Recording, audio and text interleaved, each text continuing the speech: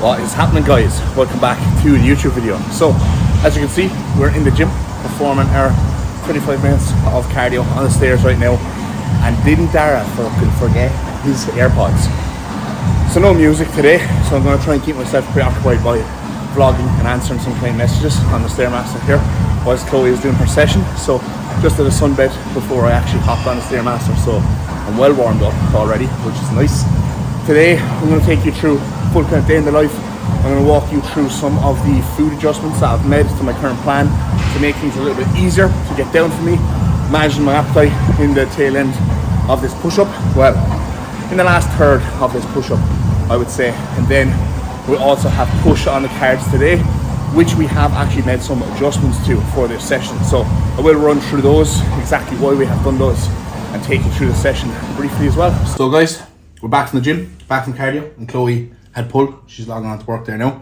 We've got meal number one here, which is 100 grams of core, 50 grams of whey, 150 berries, and 30 almond butter. So I'm currently doing this as my first meal, my last meal. No, I think it's my second last meal in my rest day, but I'm having 2 of these a day anyway, on every single day at the moment, right, to try and get the meals down. So that Ninja blender that I have in the background there, I bought that, I'd say, last 6 weeks, my last off season before prep, was it? Yeah. Maybe like the last 6 weeks of my off season before I started prep, and I was like, oh my god, like why didn't I do this sooner, right? Because I think when I started with Cuba, I really got like so swallowed up into like, this is the most optimal way to do everything, sort of a thing. And I was like, I can't be blending my meals because digestion starts in the mouth. I need to be chewing everything, I need to be eating everything, whatever. I just got to the stage last off season where everything was just so fucking difficult to get down. I was like, I can't do this anymore. So I bought the blender, started blending my meals, and I was like, you know what, this is making zero difference to my digestion. I'm getting the meals in a lot easier, and I'm just going to stick with this. So yeah, this is, believe it or not, what I used to do back in the day when I was in college, right? Probably because I was like strapped for time. I'd wake up in the morning, I'd have like loads of lectures to do. I just wanted to get something quick in. So I'd always have like a shake first thing in the morning as my first meal, and I'd just head into college. And oftentimes as well, I used to have a meal, right?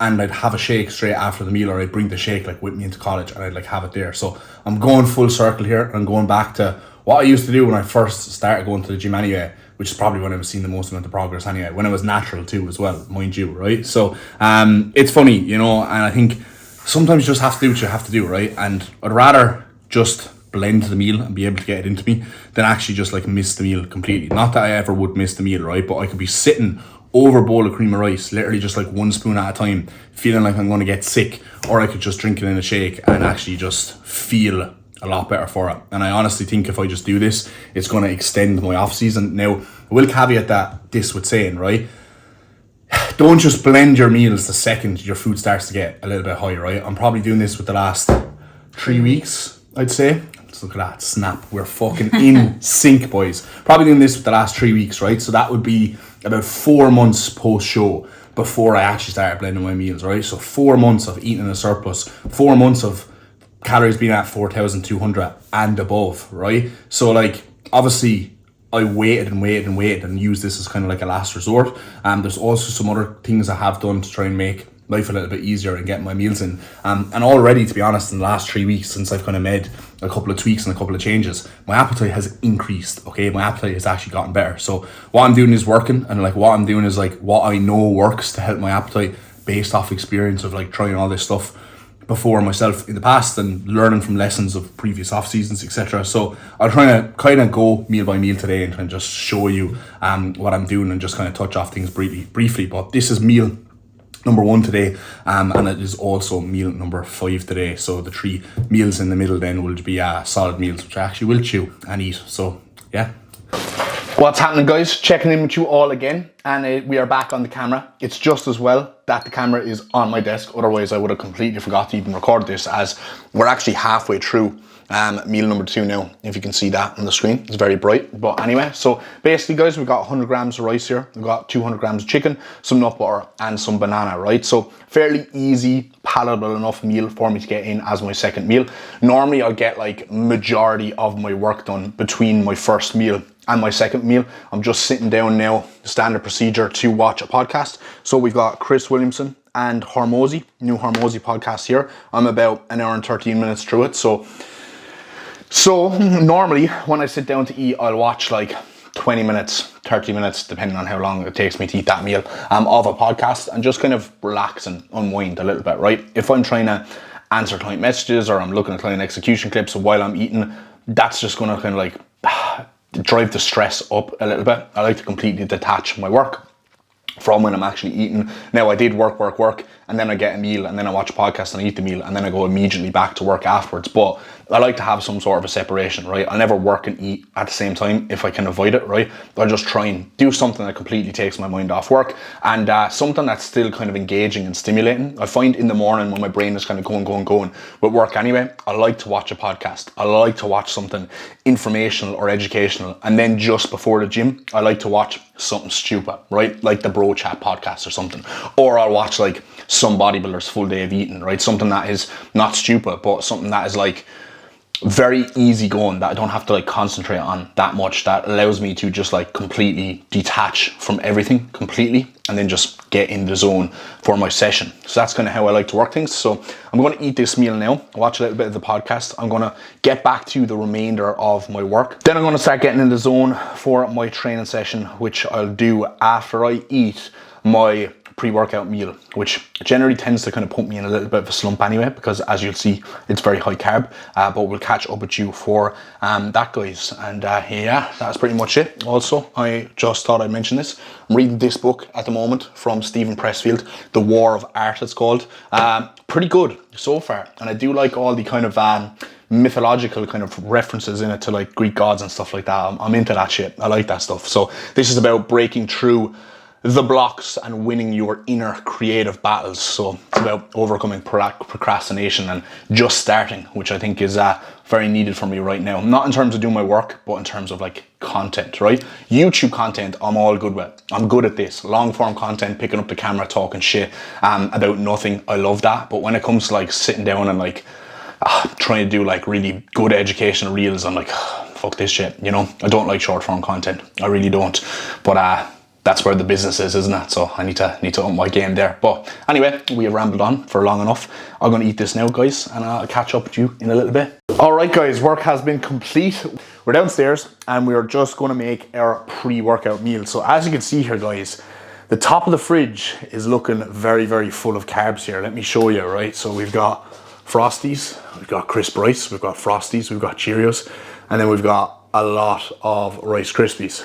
So as you can probably tell, I'm consuming quite a lot of cereal at the moment. Now, cereal and whey is so fucking easy to get down, right? So one of the considerations that I make with my pre-workout meal, right, is number one, how do I get a lot of carbs in before my training session? And number two, how do I eat something that's going to sit very well in my stomach, that's going to allow me to train very shortly after that, right? I like to eat and train like an hour and a half max later, because the time that I actually spend in the gym is like minimum 2 hours, okay? And then there's like going to and from the gym, which isn't that long, but whatever.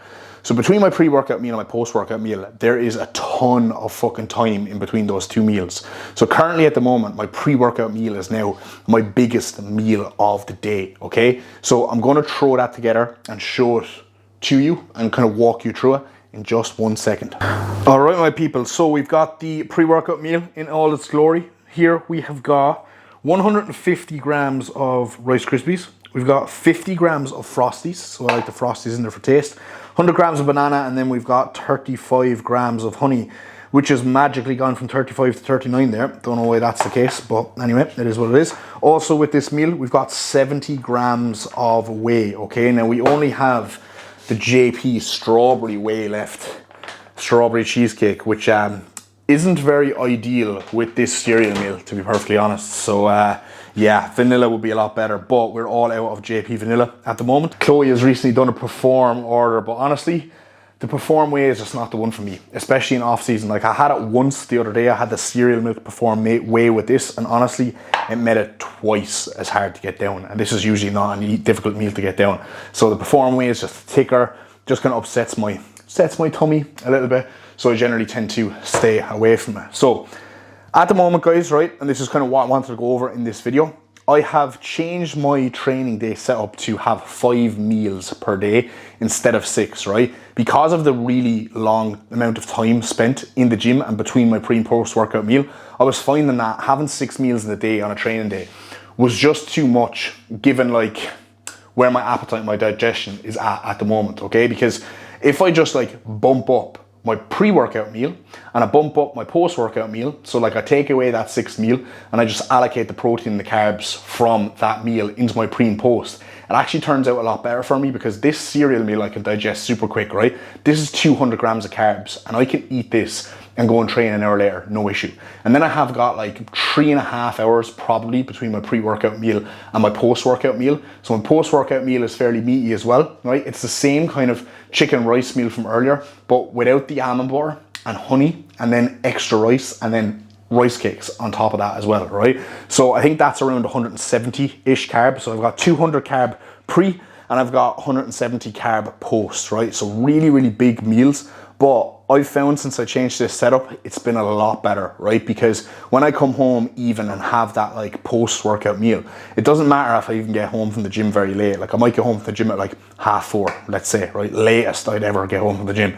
And if I get that post-workout meal into me around then, or even by 5 o'clock, my last meal is just shake anyway, so that's pretty easy to get down. So this 5 meals per day setup with a much larger pre and much larger post has been going down an absolute treat so far. And to be honest, it's made no difference to my progression. If anything, it's actually helping me to progress more, because it's, you know, impacting my digestion in such a positive way. So yeah, that is a consideration you could make, guys, in your own nutrition if you are finding that the 6 meals a day is getting a little bit too much. Now in a prep scenario, I'd always have 6 meals a day because it just actually helps manage my hunger and my cravings.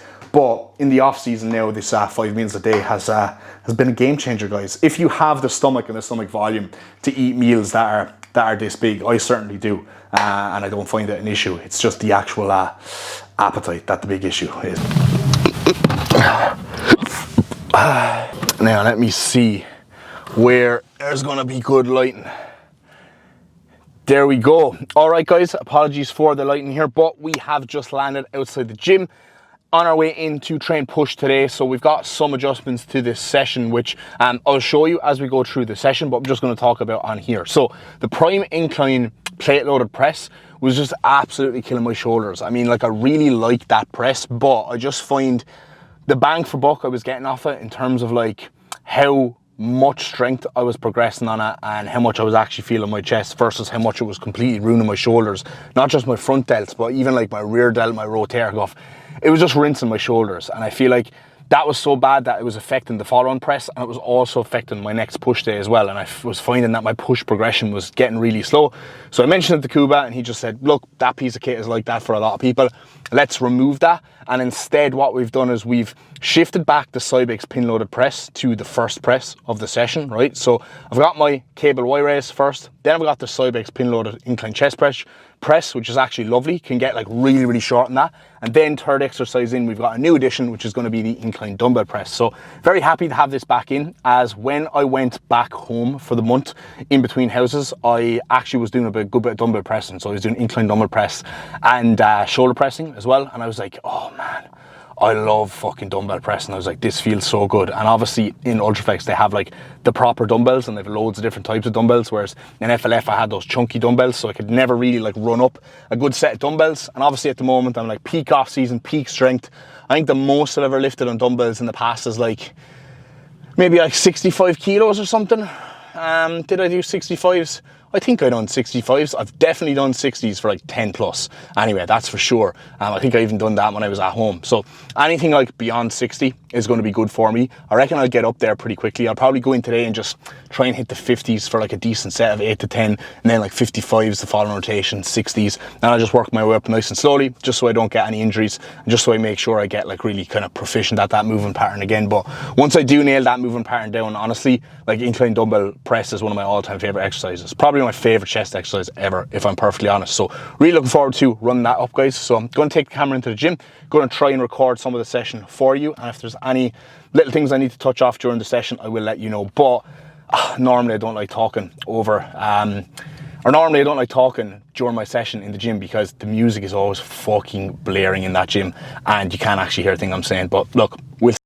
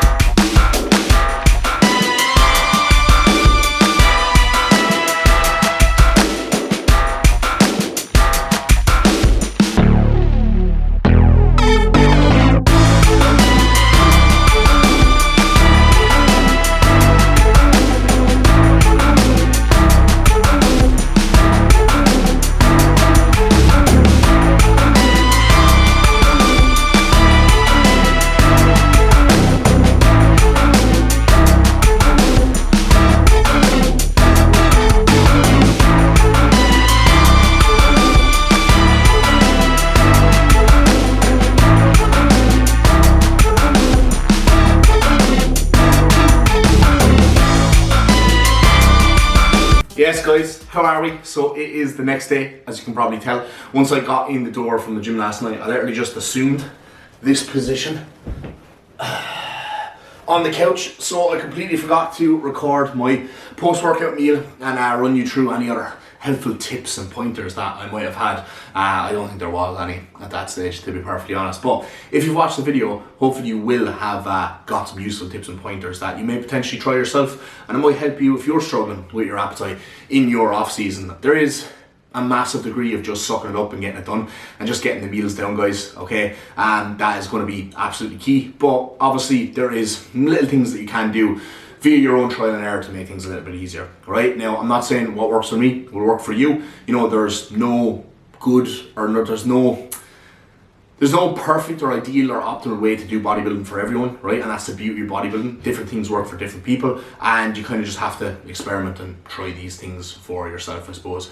There's no one size fits all. There's multiple ways to skin a cat, etc, etc, etc. So Sunday today, plan of action for today, or Saturday today, plan of action for today is cinema with Chloe, VIP cinema experience in Cineworld. So looking forward to that. It's kind of like all you can eat popcorn, drink, kind of you know, lounge area before you go in to watch the film. So we're seeing Argyle with Henry Cavill, so I have big high hopes for that. Henry Cavill is up there as well on like my list of really handsome jacked men that I quite like to watch, right? I'm coming across very gay in these vlogs, but you know, it is what it is. Come from root my sexuality and all that, guys. So gonna wrap this vlog up here. Please make sure to like the video and subscribe if you haven't already. Drop a comment down below if you enjoyed or if you have any questions, and I want to try and not wing the next YouTube video and actually maybe come up with something pretty concrete that I want to record before I actually go into record it, because I feel like that's what a lot of my